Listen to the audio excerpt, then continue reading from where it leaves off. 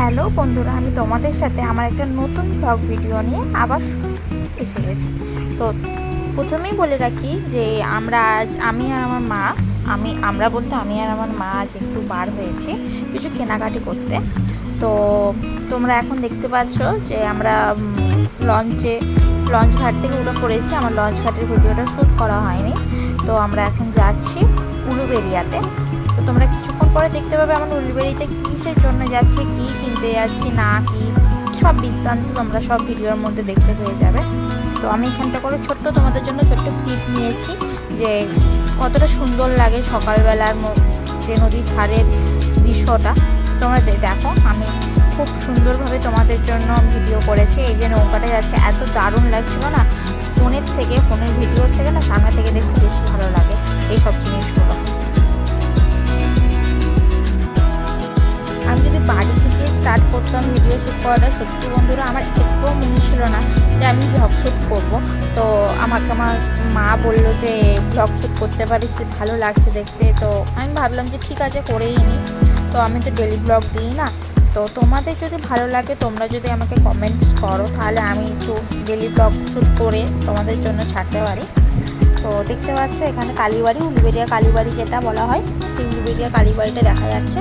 আমি জুম করলাম, প্রচুর লোকজন লঞ্চের মধ্যে আছে। তো আমরা এসে গেছি। তো এবারে আমরা হাঁটা শুরু করব। ঠিক আছে, চলো দেখা যাক আমরা কত দূর যেতে পারি। তোমরা দেখো আমরা কোথায় যাচ্ছি। আমি আর মা যাচ্ছি। এই যে সামনে কাকিমাটা ছিল, কাকিমাটার বোনটা আমাদের সাথেই এসেছিলো। আর আমরা যখন ব্যাক করছিলাম ওনাদের সাথেই ব্যাক করেছি। এটা খুব সুন্দর একটা ব্যাপার।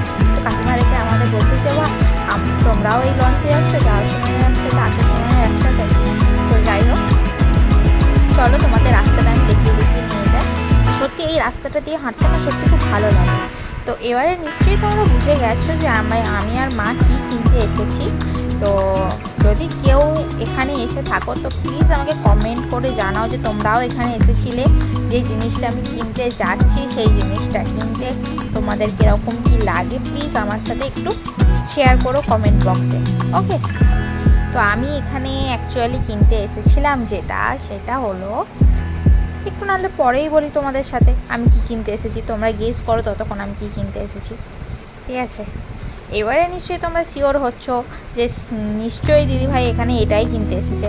ঠিক আছে, চলো আমি তোমাদের বলেই ফেলি। আর তোমরা তো বুঝেই গেছো, আর তোমাদের কাছে লুকিয়ে আমার কোনো লাভ নেই। আমি এসেছিলাম শুটকি মাছ কিনতে। ঠিক আছে, তোমরা কে কে চিংড়ি শুকো, বোমলা শুকো, রূপোপাটি এইসব খেতে ভালোবাসো, প্লিজ আমাকে একটু কমেন্ট করে জানাও। আমি তো খাই, এটা আমি অনেস্টলি বলছি, এটা আমি খাই। ঠিক আছে,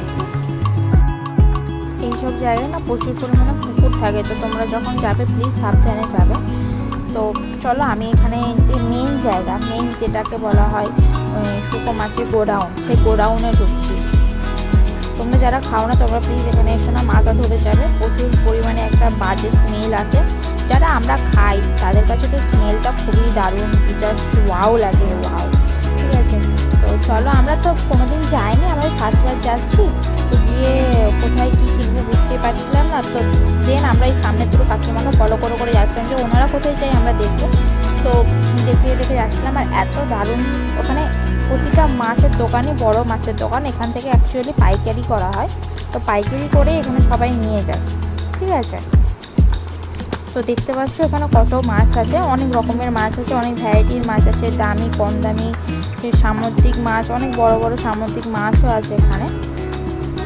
তো দেখো এখানে বোমলা, অনেক রকমের বোমলা আছে, অনেক রকমের রূপপাটি আছে, আরও সব অনেক রকমের মাছ আছে।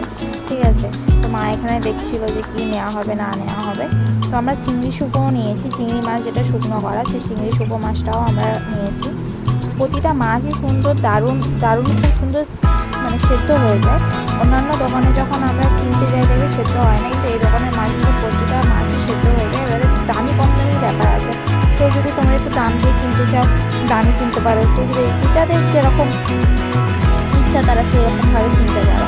ঠিক আছে, তো ভিডিওটা যদি ভালো লাগে থাকে অবশ্যই লাইক, শেয়ার এবং সাবস্ক্রাইব করতে ভুলবে না। আরও যদি তোমাদের ভিডিও দেখতে পছন্দ হয় অবশ্যই আমাকে কমেন্ট বক্সে জানাবে।